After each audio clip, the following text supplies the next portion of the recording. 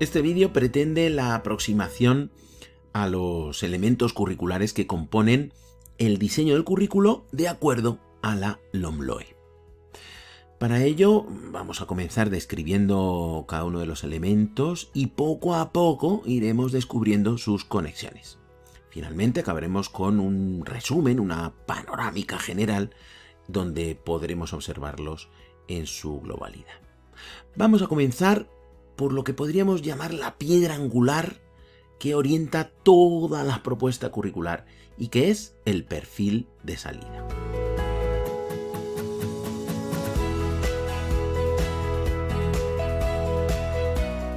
Este concepto nace con la intención de concretar los principios y los fines de la LOMLOE y se refiere a las características que debe reunir el alumnado al término de la educación básica. La educación básica, recordemos que en España se extiende hasta la educación secundaria obligatoria, primaria y secundaria.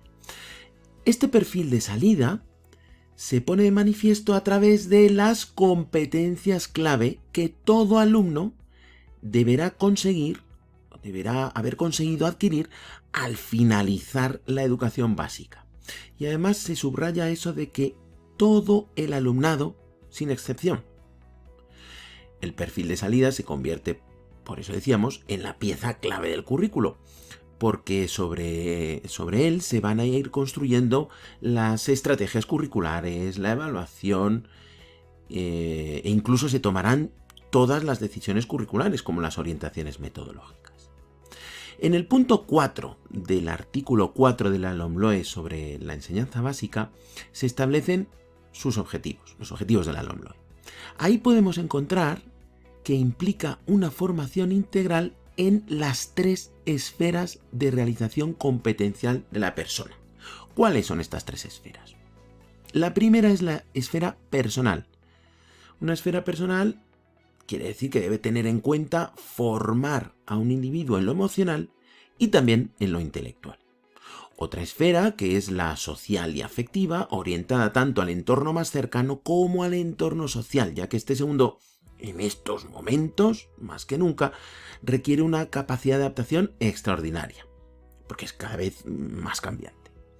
Y una última esfera académica, que considere su futura proyección profesional, pero también para que pueda desarrollarse plenamente en una sociedad del conocimiento. En definitiva, el perfil de salida se ha configurado con la pretensión de que el alumnado pueda responder a sus futuras circunstancias y necesidades vitales. Así como este perfil de salida que acabamos de tratar es el elemento principal de toda la enseñanza básica, el elemento sobre el que se apoya cada una de sus etapas son los llamados objetivos de etapa.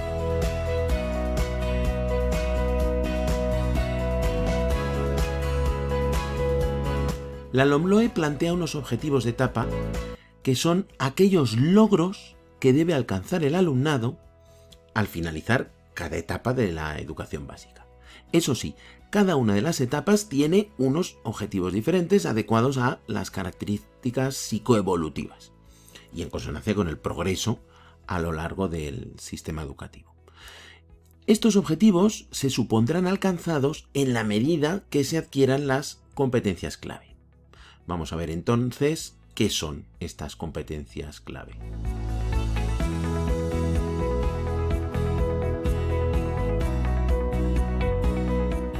Hemos dicho que el perfil de salida queda definido gracias a la descripción de las competencias clave.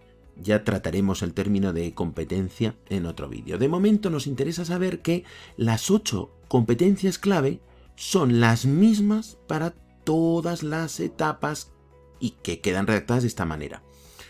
Y como vemos, se les añaden unas siglas, aquí las ponemos al final, para que luego sean útiles durante el diseño. Cuando entremos en él, veremos cómo nos pueden ayudar a identificar rápidamente y escuetamente cada una. Todas ellas deben considerarse al mismo nivel de importancia, es decir, que no existe una jerarquía entre ellas. No es una más necesaria o importante que otra. están concebidas de acuerdo al perfil de salida deseado, el que hemos visto al principio. Vamos a intentar aclararlo con una metáfora. Imaginemos que cada competencia fuera cada uno de estos lapiceros.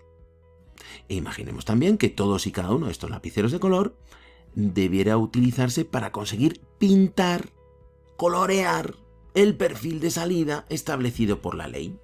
Es decir, que todos y cada uno de los colores son imprescindibles para lograr que el acabado final, la pintura final, ese perfil de salida quede lo más perfecta de acuerdo a lo óptimo esperado. De igual forma, cada una de estas pinturas, es decir, cada una de estas competencias clave, está formada o la componen 3 dimensiones. Imaginemos que esta pintura azul, esta competencia, la representamos en este cubo.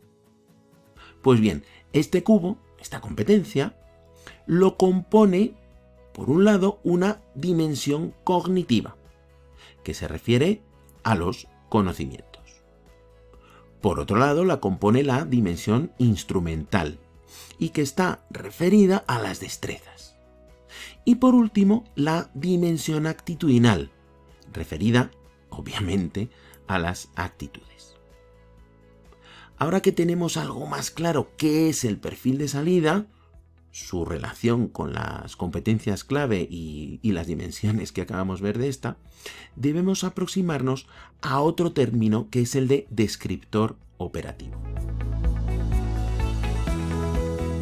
Podemos entender que los descriptores operativos son la concreción de las competencias clave recogidas en el perfil de salida.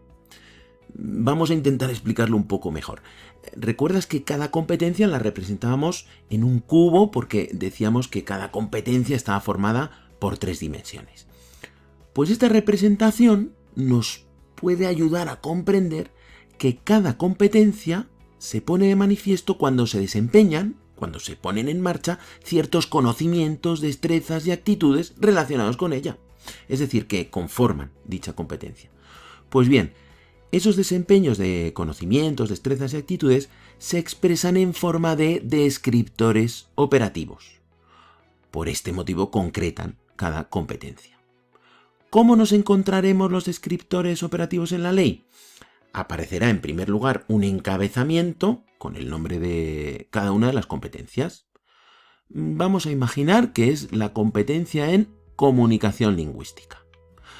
Bajo esta competencia veremos los descriptores para cada etapa, como vemos aquí. Si nos damos cuenta, en la columna izquierda van apareciendo las competencias que deben ser conseguidas al finalizar la educación primaria y a la derecha las de la educación secundaria. Bueno, para no continuar abajo ponemos etcétera, pero debemos saber que en la ley aparecen por cada competencia entre 3 y 5 descriptores para cada etapa de la educación básica. Si nos damos cuenta, el inicio de cada descriptor aparece con ciertas siglas unívocas. ¿Recuerdas que las vimos al principio y que cada competencia tenía una? En este caso, CCL1 significa que seguidamente está redactado el descriptor número 1 de la competencia en comunicación lingüística. Las siglas CCL. El siguiente descriptor de la competencia en comunicación lingüística será el CCL2 y así hasta acabar con los descriptores de esta competencia.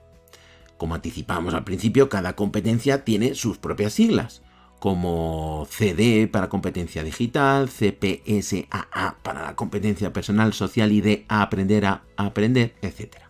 Estas siglas nos van a ser útiles más adelante para relacionar los descriptores con otro nuevo elemento que veremos ahora mismo y que son las competencias específicas.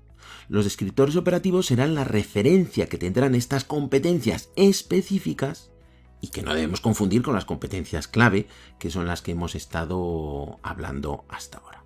Vamos a ver qué son estas llamadas competencias específicas.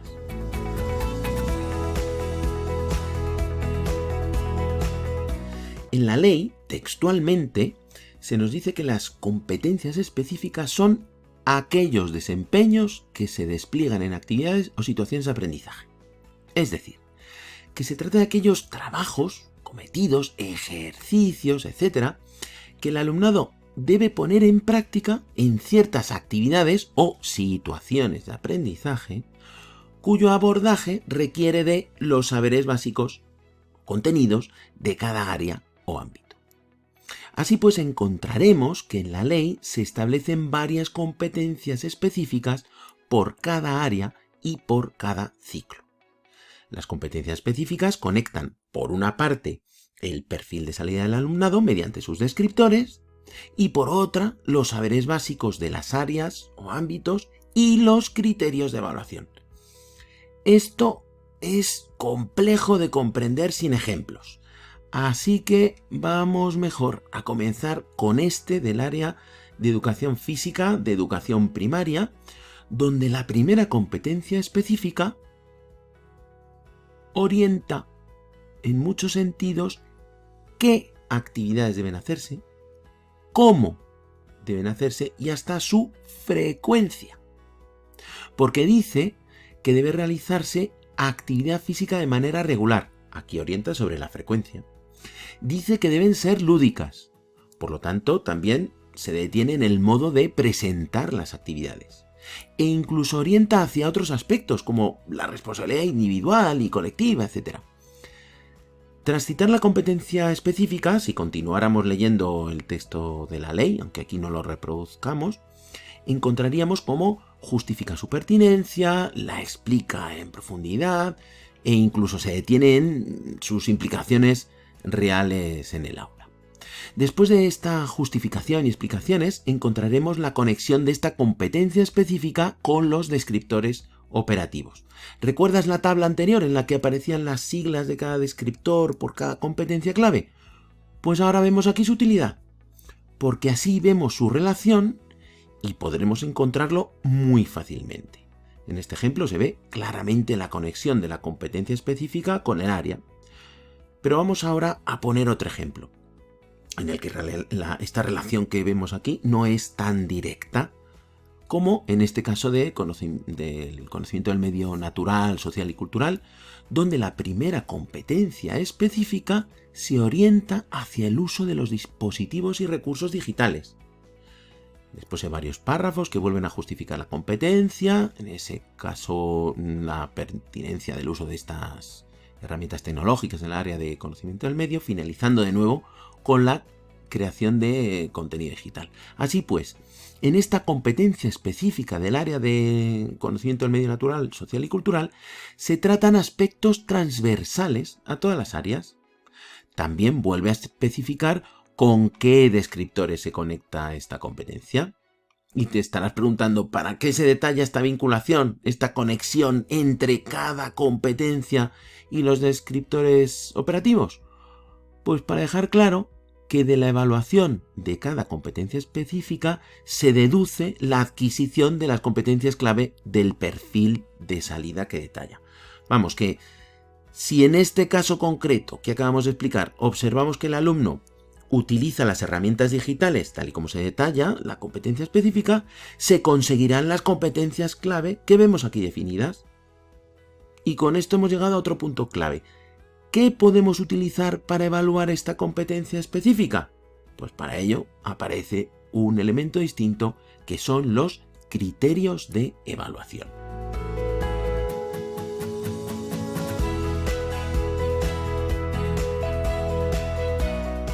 La cosa se va complicando, lo sé, pero no te preocupes, que en breve vamos a ir viendo cómo se conecta cada aspecto con algún ejemplo. De momento vamos a centrarnos en estos criterios de evaluación. Para empezar, ¿qué son? Pues se trata de aquellos referentes que indican los niveles de desempeño que se espera que el alumnado alcance tras realizar las actividades o situaciones de aprendizaje que disponga el docente. ¿Para qué sirven? Pues para valorar en qué medida se van consiguiendo las competencias específicas y por lo tanto en cascada las competencias clave y lógicamente los objetivos de la etapa. Miden tanto los resultados como los procesos y lo hacen de una manera abierta, flexible, interconectada. Lo hacen a través de la adquisición de los saberes básicos o contenidos que veremos después.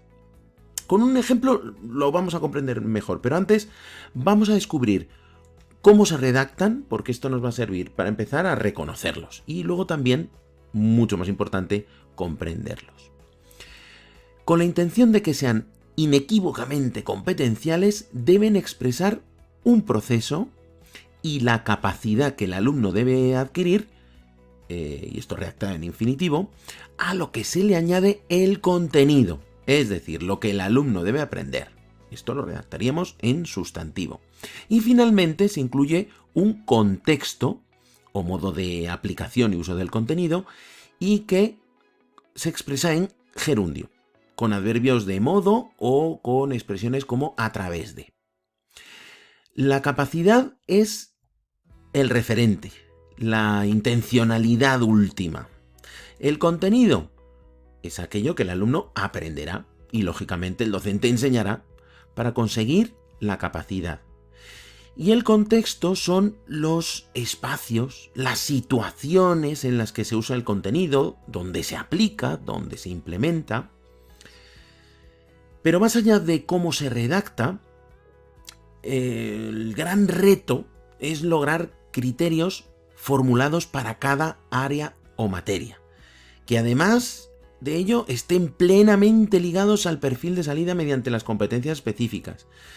Y si conseguimos esto, pues al evaluar el área o la materia también se están evaluando las competencias clave. Y bueno, que esta redacción ya viene en la ley, no tendremos que hacerla nosotros. Vamos a ver un ejemplo donde, además de que observaremos cómo se redactan adecuadamente los criterios de evaluación, nos permitirá analizar la conexión con el resto de elementos. En el área de lengua castellana y literatura, para el primer ciclo de primaria y para la competencia específica 6, aparece descrito este primer criterio de evaluación.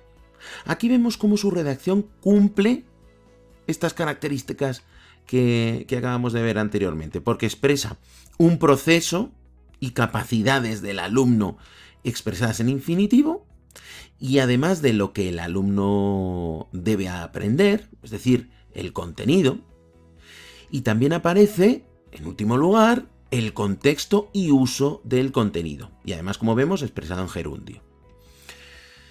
Para esta misma competencia 6 se publican dos criterios de evaluación más, que son estos dos, en los que vemos que, además de cumplir esa forma de redacción, se ligan muy bien con la competencia específica, que es esta que vemos así, aquí, la que decíamos que era la número 6.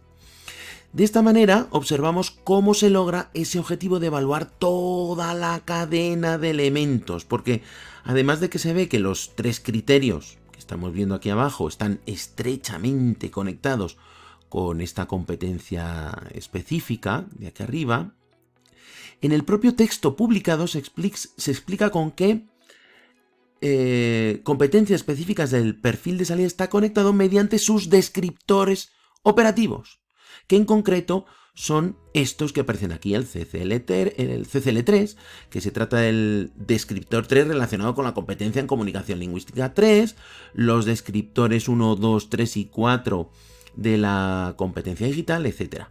Así vemos la utilidad de usar las siglas de cada competencia cuando aparecen descritas en el perfil de salida, pero también su numeración relacionada con esa competencia en las tablas de los descriptores operativos. Yo entiendo que ya a estas alturas tienes demasiados conceptos juntos, pero descuida que al final vamos a hacer un resumen donde encontraremos todas las vinculaciones y lo verás todo mucho más claro. De momento vamos a contemplar otro elemento curricular que son los denominados saberes básicos.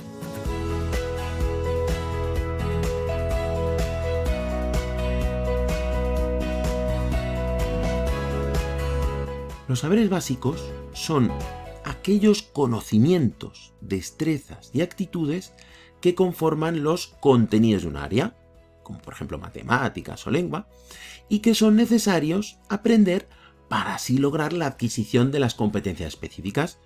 Son lo que siempre se han venido denominando contenidos, que incluso tradicionalmente se distinguían también entre conceptuales, procedimentales y actitudinales. Quizá ahora lo que se subraya más es que son los básicos, y es objetivo que es el logro de las competencias específicas de cada una de las áreas. Vamos a descubrir cómo se formulan con un ejemplo, pero antes debemos saber que en su redacción se deben integrar los diferentes tipos de saberes que acabamos de citar, es decir, conocimientos, destrezas y actitudes. Pero eso sí, evitando elaborar un listado de hechos o conceptos. Y también debemos saber que deben aparecer en sustantivo. Como decía, vamos a ver un ejemplo para tenerlo más claro. En el área de matemáticas del segundo ciclo de primaria encontramos que para el bloque de contenido E, sentido estocástico, y dentro del punto 1, organización y análisis de datos, aparece el siguiente saber básico. La moda, 2 puntos, interpretación como el dato más frecuente. Como vemos, se trata de un saber básico que expresa un conocimiento, un concepto. Otro ejemplo, dentro del mismo bloque, pero en el punto 3 de inferencia. Ahí aparece el siguiente contenido: formulación de conjeturas a partir de los datos recogidos y analizados, dándoles sentido en el contexto de estudio. En este caso, podemos comprobar cómo ahora trata una destreza, la formulación de conjeturas y no un conocimiento, como en el ejemplo anterior. De igual manera, en el siguiente ejemplo, dentro del mismo área, ciclo, etc., para observar mejor las diferencias, encontramos el bloque F, sentido socioafectivo.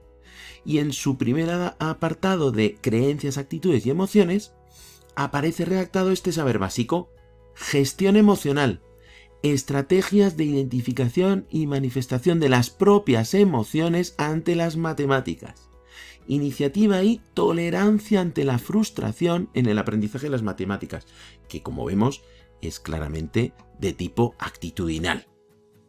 Yo creo que este es un buen ejemplo porque mezcla las actitudes con las matemáticas, que a priori parece bastante complejo. Con estos ejemplos seguro que podremos identificarlos bien en el currículo para poderlos seleccionar. Para encontrarlos debemos saber cómo se presentan y lo hacen dentro de cada área, por lo que debemos comenzar buscando el área de nuestro interés en la ley, en el decreto de currículum. Y dentro de ese área, en primer lugar, encontraremos una fundamentación y una justificación de ese área, además de una pequeña explicación de cómo se organiza su presentación, en cuántos bloques y qué contiene cada uno, etc. Tras ello, aparecerán detalladas las competencias específicas. Luego los criterios de evaluación para cada ciclo y para cada competencia específica. Y tras ellos, por fin, los saberes básicos. Encontraremos que se agrupan por bloques específicos para cada área. Dentro de estos podremos encontrar ciertos apartados relacionados íntimamente con el bloque para finalmente llegar a la descripción de cada uno de los saberes básicos. Lo podemos ver en este ejemplo del área de conocimiento del medio natural, social y cultural, en el que dentro de su primer bloque denominado cultura científica encontramos varios apartados, de los cuales estos son los 2 primeros, los he puesto aquí marcados, y cada uno de los guiones son por fin los saberes básicos, que vemos aquí ahora destacados. Sin embargo, no es la única forma de organización, porque en otras áreas se presentan los saberes básicos seguidamente después de cada bloque, como podemos ver en este ejemplo de educación artística, en el que bajo estos bloques básicos de contenido se presentan directamente los saberes básicos. Y lo hacen también uno por guión, pero sin estar clasificados por apartados como veíamos en el ejemplo anterior. Es decir, que en cada área se proponen clasificaciones diferentes según sus características, su idiosincrasia, y desde luego siempre para cada currículo concreto de cada área se presentan los saberes básicos en bloques básicos de contenido en función de las demandas de los criterios de evaluación. Es decir, que si consultamos los criterios de evaluación que aparecen en el apartado previo al de saberes básicos, podremos observar que tienen una relación directa con los contenidos que aparecen posteriormente. Por ejemplo, en los criterios de evaluación del segundo ciclo de educación artística vemos estos 2 criterios relacionados con la competencia 1. Si bajamos al apartado de los saberes básicos, veremos cómo los que aparecen dentro de su primer bloque de recepción y análisis, que vemos aquí, están muy estrechamente relacionados con los anteriores criterios. Y concretamente estos 3 primeros tienen una íntima relación con el criterio 1.1. Y así va ocurriendo con cada saber básico de cada área. Con esto hemos cerrado todas las características de los saberes básicos. Ahora debemos abordar el concepto de otros elementos no prescriptivos, pero sí muy importantes, como son las situaciones de aprendizaje.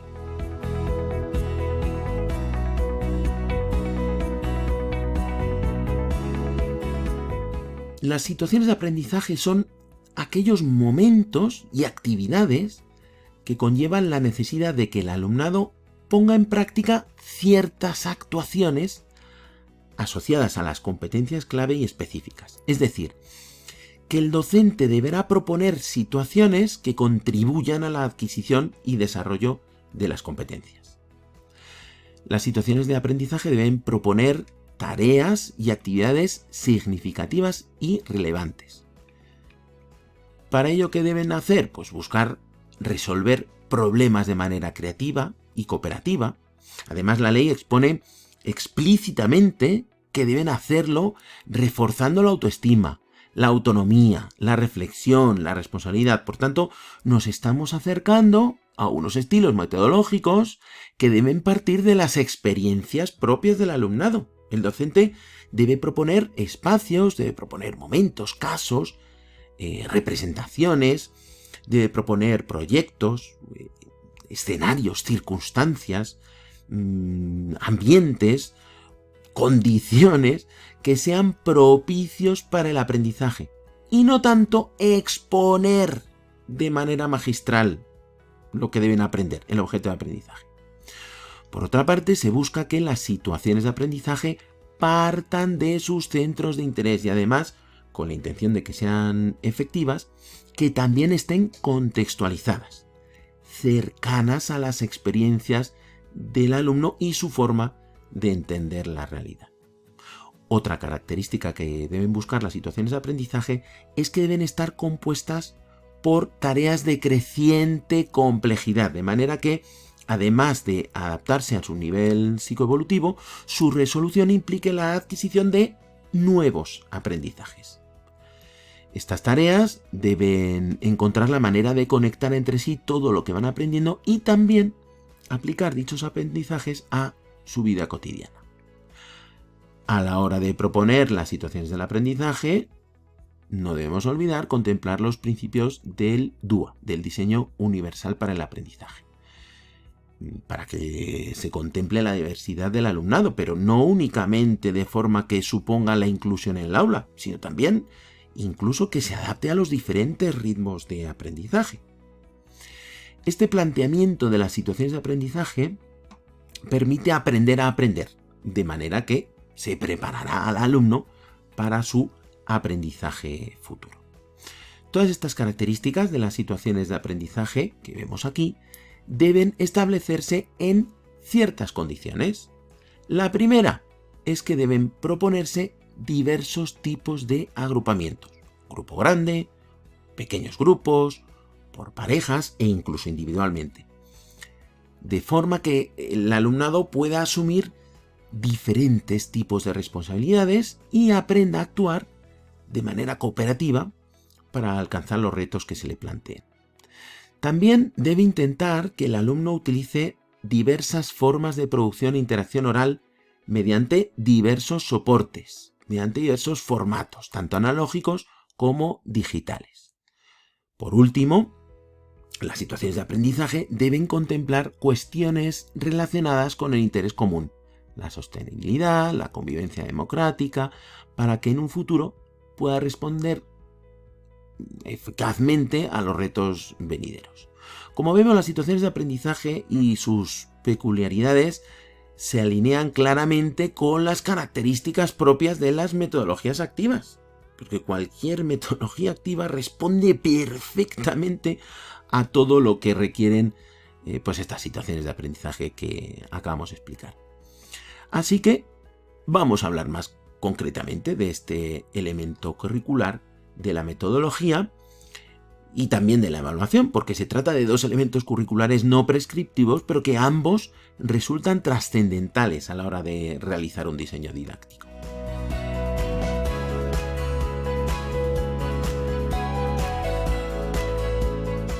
es fundamental incorporar unas orientaciones metodológicas y evaluativas que complementen la estructura curricular, que la doten de coherencia con todo lo descrito hasta el momento. Aunque, como hemos dicho, la ley no establece orientaciones metodológicas ni evaluativas concretas, pues sí que conduce muy claramente, como hemos dicho, hacia ciertos estilos metodológicos y evaluativos.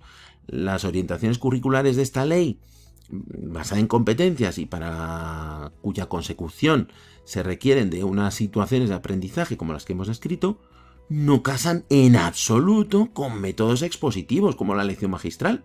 Por el contrario, conducen a unos modelos metodológicos claramente activos, que basan el aprendizaje en la experiencia de primera mano, la investigación, el trabajo autónomo y autorregulado, el aprendizaje en equipo, el aprendizaje colaborativo o cooperativo, etc. Por ejemplo, casan muy bien con el aprendizaje basado en proyectos, donde equipos de alumnos trabajan para la realización de un artefacto final, y es durante ese proceso cuando van comprendiendo los saberes básicos y desarrollando las competencias. También casan muy bien con el aprendizaje basado en problemas y el aprendizaje mediante casos, donde se proponen situaciones que debe resolver el alumnado descubriendo nuevos contenidos y aplicando los conocimientos adquiridos de una manera holística, no separado. Otra metodología coherente sería el aprendizaje cooperativo, donde los alumnos generan una interdependencia positiva entre sí en el momento en que aprenden unos de otros, cuando descubren, cuando generan aprendizajes. La Flipped Classroom también sería una propuesta muy adecuada porque con ella se dedica el tiempo de casa para un primer acercamiento a la teoría y se aprovecha muy bien el tiempo de aula, porque en lugar de estar trabajando cosas teóricas que se pueden haber visto previamente, se utiliza para resolver dudas. Ahí ya se aprovecha muy bien también la labor del docente y sobre todo para aplicar a un contexto dado los conceptos aprendidos desde la teoría, con lo cual el aprendizaje es aplicado y además el docente está liberado para hacer un seguimiento específico de cada uno de los aprendizajes de cada uno de los alumnos. También métodos como Montessori, rincones, etcétera, que implican un aprendizaje autónomo y por descubrimiento, son muy coherentes con el espíritu que destila la ley. Podríamos continuar con un sinfín de fórmulas como la gamificación, el aprendizaje basado en pensamiento, los grupos interactivos, los paisajes de aprendizaje, etcétera. Pero no es momento de detenernos en eso, puesto que las características fundamentales de todas estas metodologías son comunes. Sin embargo, sí debemos hablar acerca de la evaluación, que debe ser coherente con estas metodologías activas. ¿Y qué características debe tener la evaluación para mantener esa coherencia? Pues para empezar, debe ser procesual, formativa. Es decir, que no deberá ocuparse tanto del producto final y sí más en el proceso, para que sirva directamente al aprendizaje y no tanto a la calificación. Es decir, que la evaluación sea un momento en el que el alumno está aprendiendo. Por otra parte, que valore no tanto el grado de memorización de los saberes, que por otra parte, y atendiendo a la taxonomía de Bloom, supone un orden de pensamiento excesivamente bajo, sino más bien en los procesos, en las interacciones. Debe estar orientada a la observación de unos criterios que desarrollan competencias y en la que no solamente exista una heteroevaluación, sino que cada vez cobre más importancia la autoevaluación, tanto individual como grupal, y la coevaluación, porque ellas ejercitarán estrategias orientadas al aprender a aprender. Dadas estas características, no parece muy válido un instrumento de evaluación como el examen tradicional escrito, tanto de pregunta abierta como las pruebas objetivas. De proponerse un examen, lo lógico sería que fuera una prueba de ensayo o la resolución de un caso o el planteamiento de una situación problemática, una aplicación práctica de lo aprendido, algo así. Pero en realidad es mucho más lógico que lo sustituyan otras técnicas como las de observación. Por ejemplo, el diario de clase, el registro anecdótico, listas de control, escalas de observación, etc. También la valoración de procesos y resultados de trabajos o proyectos en equipos o incluso individuales. Sería muy adecuada también la valoración de debates en los que se aplique lo aprendido, se evidencie lo que se ha aprendido, o recursos como los portafolios individuales o en equipo que demuestran los procesos y también los resultados de aprendizaje, y un sinfín de fórmulas evaluativas adecuadas para estos procesos de aprendizaje activos.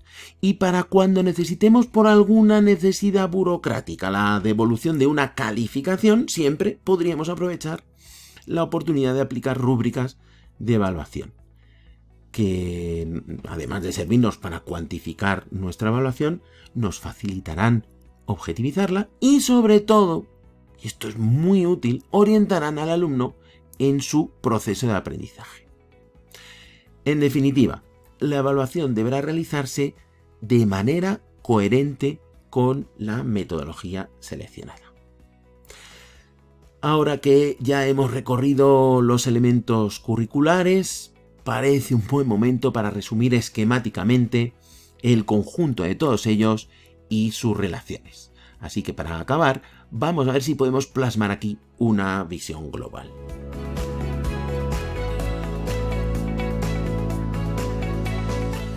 En primer lugar, hemos visto que a partir de los principios establecidos en la ley, se establece un perfil de salida del alumnado al término de la educación básica. Y tal perfil se manifiesta mediante las competencias clave que todo alumno debe adquirir.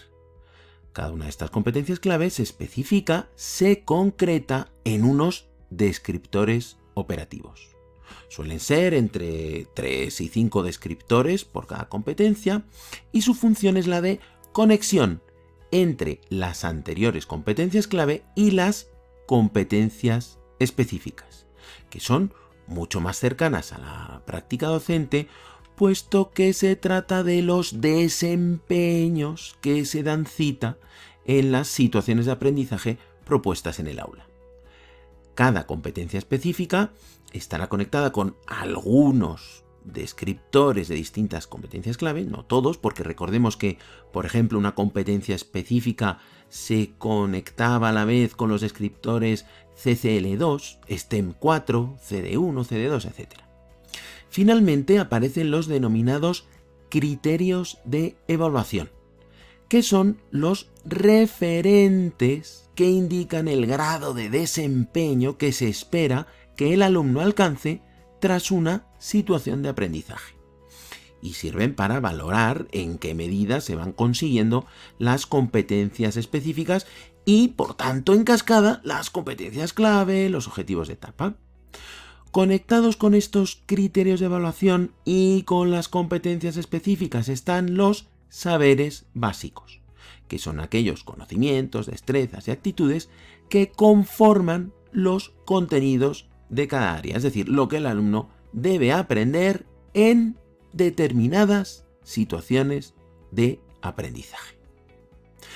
Aunque este esquema ya puede servir como resumen, vamos a abordarlo pero desde otra perspectiva, que quizá nos permite ver cómo se relacionan entre sí todos estos elementos. No los vamos a escribir tanto, pero quizá lo podamos comprender mejor todavía. Para ello, podríamos comenzar diciendo que, determinando la metodología que se considere más oportuna, y de acuerdo al espíritu que destila la ley, esta metodología debería ser activa, el docente, después de determinar esta metodología, establecerá situaciones de aprendizaje que faciliten la adquisición de varios saberes básicos, es decir, conocimientos, destrezas y actitudes, cuya evaluación, coherente con la metodología elegida, contemplará, mediante los criterios de evaluación, en qué medida se van cumpliendo las competencias específicas, que a su vez van desarrollándose mediante trabajos cometidos, desempeños en las situaciones de aprendizaje propuestas por el docente. Y con esto quedaría terminado el dibujo de la relación entre los elementos curriculares que se dan cita en el proceso de enseñanza y aprendizaje. Esto que vemos aquí es el hecho didáctico, lo que ha ocurrido en el aula. Y ahora vamos a ver qué pasa cuando lo evaluamos. En ese momento podemos afirmar, gracias a la conexión entre los elementos, que en la medida en que observemos que van desarrollándose las competencias específicas, así irá completándose cada descriptor de cada competencia clave, hasta el punto de que desarrollándose todos los descriptores de una determinada competencia clave, ésta se podrá considerar plenamente desarrollada. Y si esto se repite con cada una de las competencias clave, el alumno habrá alcanzado el perfil de salida establecido de acuerdo a los principios planteados en la ley. Con este resumen de todos los elementos curriculares y su relación, acabamos este vídeo. En otros veremos de qué manera el docente puede manejar estos elementos y conjugarlos dentro de su nivel de concreción curricular para diseñar el currículum de acuerdo al contexto en el que se desenvuelva.